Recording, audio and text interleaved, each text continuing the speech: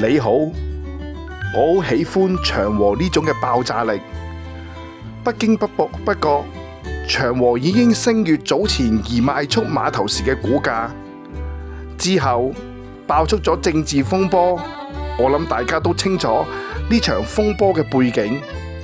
其實長和嘅基建、碼頭、零售嘅業務表現不錯，由於綜合企業會閒置現金，拖低咗整體嘅回報。一旦長和揾到時機分拆個別嘅業務，就能夠釋放價值。現時嘅情況就係咁樣。當然，李超人清楚自己手頭業務嘅價值，點解今日先至急腳分拆？背後有其原因，唔排除有政治嘅原因喺裏邊。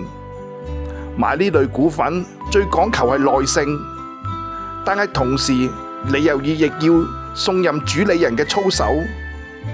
最少限度，長和冇向下攻、冇向下炒供股呢種劣質行為。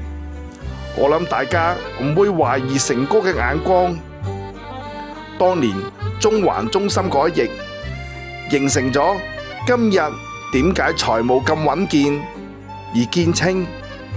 相對長實，我其實係較喜歡長實多過長和，而李生就較多增持長實，就可以知道長實嘅價值絕對唔會遜於長和。